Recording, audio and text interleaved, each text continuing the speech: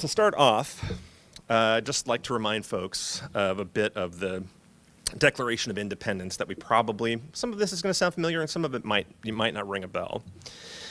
We hold these truths to be self-evident, that all men are created equal, that they are endowed by their Creator with certain unalienable rights, that among those are life, liberty, and the pursuit of happiness.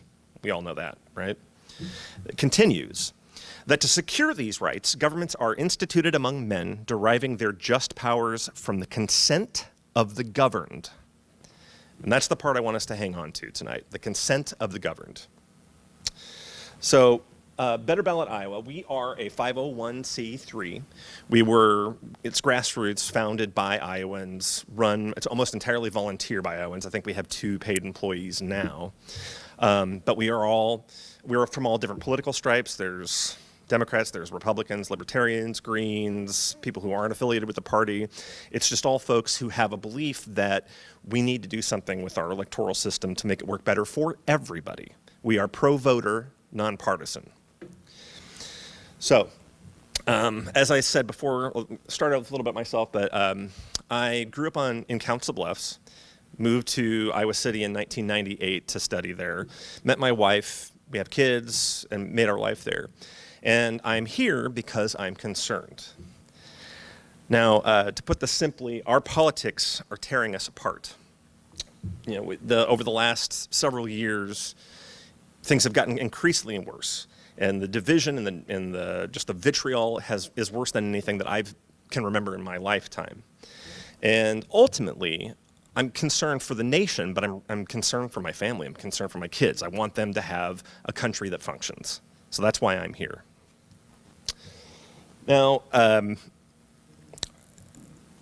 our political system, as I said, is tearing us apart, and this anger is reaching a boiling point.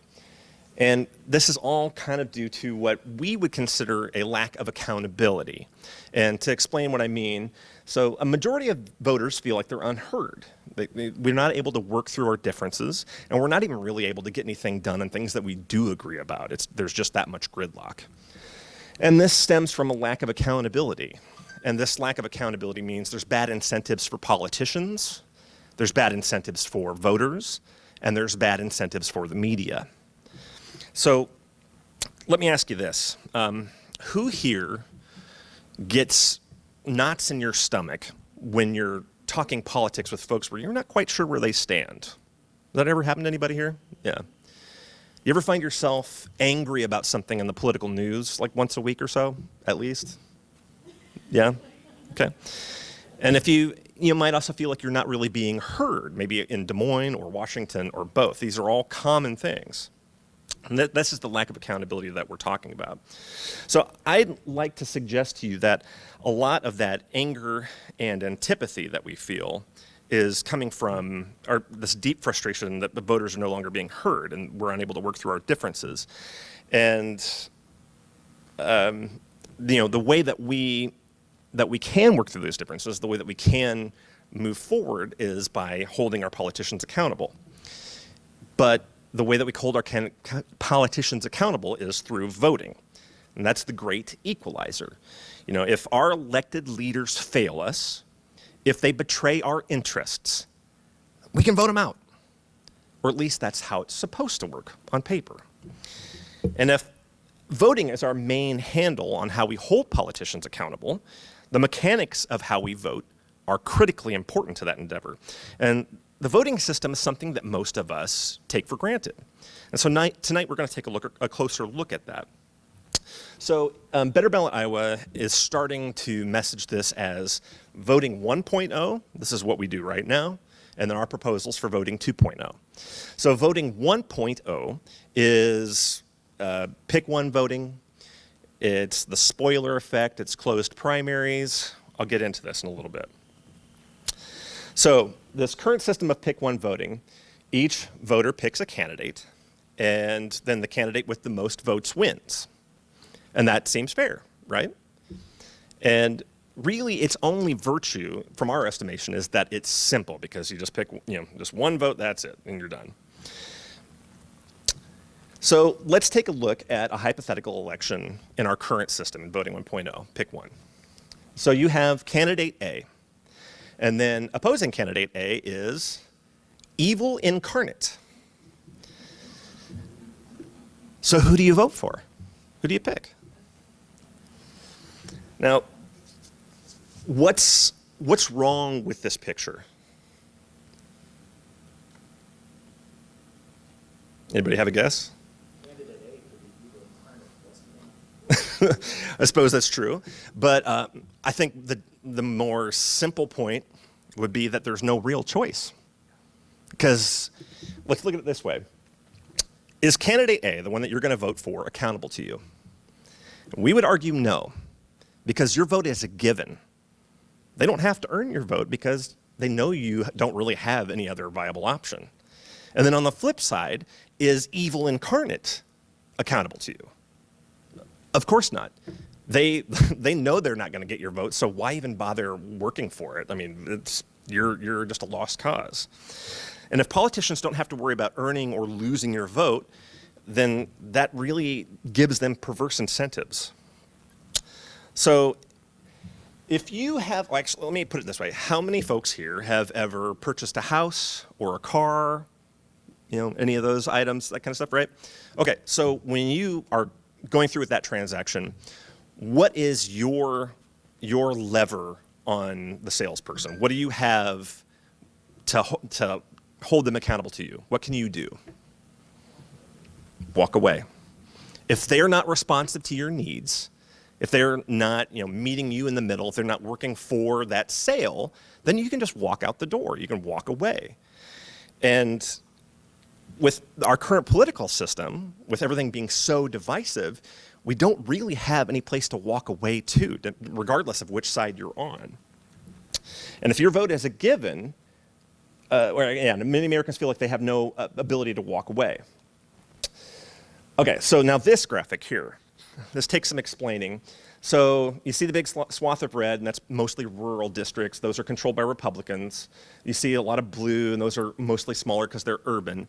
And then there's the tan districts, right? So we believe ourselves, or we're told that we are in a two-party system. And really, what we are living in is a confederation of one-party systems. The majority of congressional seats are won at the primary. They're not won at the general. Everything that's red and everything that's blue right there, that's locked up at the primary because the general election is a given at that point because of the voter advantage for one party or another.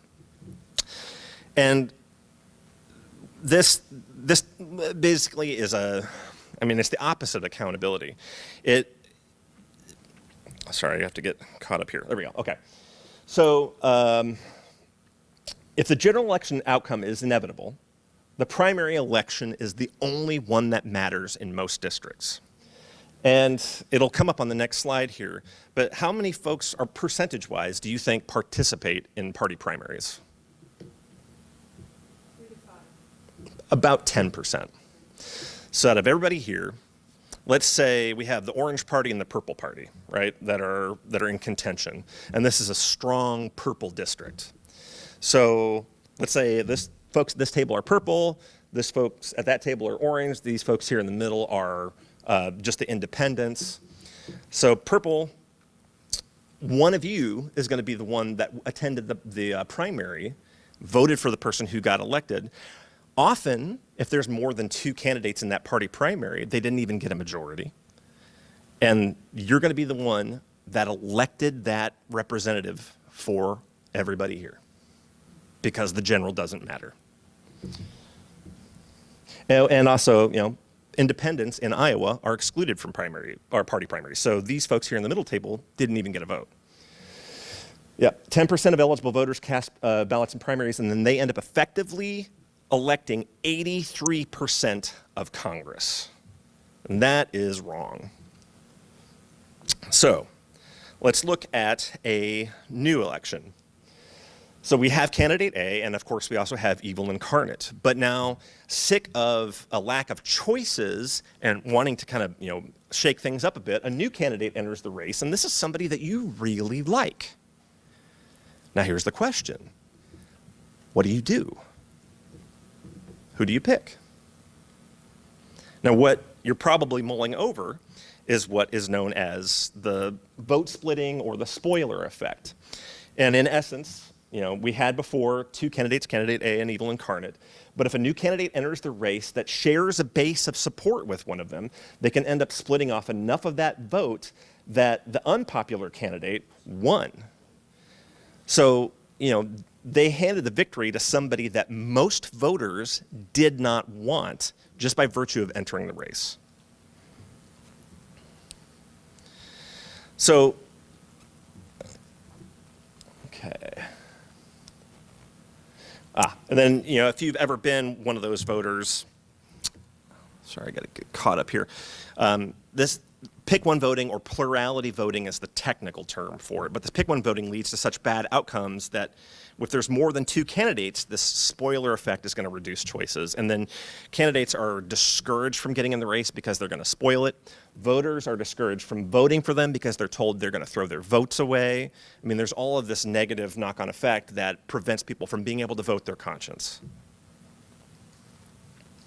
And this rewards political behaviors that divide and polarize us. All you have to do is scare up your base about the other side. You don't really need to make a case for your accomplishments and virtues. And this weakens accountability and makes politics, frankly, performative. So, and then at the voter end, choosing between one candidate that you can tolerate and the one that you despise leads to feelings of desperation and anger and frustration that, we can't let the other side win at all costs, and it just makes politics more about winning than it does about getting things done. It's no wonder that we're so divided and polarized right now. So let's come back to this. Frankly, this stinks. I mean, we added more and better choices to the ballot, and we made things worse. And this is a really, really insidious problem. It discourages new candidates and ideas from entering the race, and if they do enter the race, as I said, their voters are discouraged from voting for them. Anyone who values competitive, dynamic elections should be bothered by this. So what do we do about it? I mean, do we, throw out that third candidate? No, you can't run? No, this is America. Well, what Better Ballot Iowa is proposing is that we move to voting 2.0. Voting 2.0 encapsulates open primaries, top 5 voting in those primaries, and then ranked choice voting for the general election. Or actually, open primaries, top 5 voting, ranked choice voting. And I'll clarify that here in a second. So, who has heard of ranked choice voting before or knows what it is? So, okay, just to recap then, it allows you to vote for your favorite candidate first, and then a series of backup choices. And you can rank as many as you like, or you don't have to rank any of them at all. You can choose just one like you do now, if that's what you want to do. So let's take a look at how it works in real life, in practice. Now, this is the actual vote total from the Alaska governor's race in 2022. Alaska voted in ranked choice voting by ballot referendum in 2020. And so its first time in use in the state was 2022. And in this race, it's Dunleavy in the first ballot got 50.3% of the vote. That's across the threshold to get a majority, 50% plus 1 vote. So Dunleavy won outright. No need for runoff rounds. Now let's see how it works when you actually do need to runoff rounds. So also Alaska 2022, this is the Senate race. And this is round 1. With Murkowski having a slim lead in front of Chewbacca, and then Chesbrough and Kelly. And then down at the bottom, you'll notice that it says inactive ballots 2018. I'll get back to that in just a second. So we don't have anybody that has passed that 50% threshold. So what happens is the least vote getter gets eliminated. Those voters who voted for them as their first choice, now their second choices are going to be tallied as if it was a runoff, like they've come back to do a runoff election. So they get split out and added to the tallies of the others that are still in there. You'll notice the inactive ballots went up. Still, we don't have a winner. So round 2, Chesbrough is now the least vote getter. Their votes are split up and redistributed to those voters' second choices. And now Murkowski is over the threshold on round 2 and has won. I guess that's round 3. The inactive ballots have swelled to 11,158. And what those are simply voters that decided they didn't want to vote for Chewbacca or Murkowski. Now, why did they do that? I don't know. It could be that they didn't really mind either of them. Either would be fine. It could be that they didn't like either of them. All of that is perfectly fine. That's part of the expressiveness of the ballot. That's part of the voters indicating how they feel about things. So ranked choice voting is simple. I mean, I have small kids. I have to rank preferences all the time. I mean, it's just daily life. We do that all the time. It's efficient and economical. We can talk more about this in the QA if you want, but we made a case to Cedar Rapids because 6 out of their last 9 city elections, they've had to go to runoffs. And ranked choice voting would allow them to eliminate that, save money, save time, keep voter turnout up. It's fair and representative. It's able to find the most preferred candidate out of a group of more than 2. And it's expressive. It lets the voters vote their conscience and express how they actually feel about things. So ranked choice voting is something that's new to Iowa. And as with anything that's new, folks are often kind of skeptical, kind of worried about it, not really sure what to think. And that's fair. I mean, that's human nature. So what we want to do to build confidence is to approach this through municipal elections first. And as it says here, our municipal ranked choice voting is a home run because it saves communities time and money, addresses low turnout, makes elections more engaging, gives voters more choice, and de-escalates the negative partisanship. And what's even better is that the infrastructure is already in place. 95 out of Iowa's 99 counties have voting machines that will work with the ranked choice voting tabulating software. So it's not like we need a major investment in hardware to make this work. So right now we're working on capacity growth, which is people, just folks that are following along with us and watching what we're doing, or volunteering. Money, of course, as with any nonprofit, you always need money to be able to fund your operations, get your message out. And then endorsements, and we're always looking for endorsements from groups such as the League of Women Voters or any other civic group or political leaders, whoever wants to get behind us. We need to get, that'll help us bring more credibility and trust to us and help us move this message forward. And so there's capacity growth, and then there's the local options enactment, which is the municipal voting that I was talking about. And then eventually we would move on to statewide enactment. But we're starting with the cities first because we think that'll be easier to get through the legislature. We're not asking them, hey, let's change how you get your job. What we're asking is, how about we clarify the law so cities can opt into this if they want to, and voters can experiment with this close to home where they have real familiarity with the candidates that they're voting for. So ranked choice voting addresses a central problem of how we elect our leaders.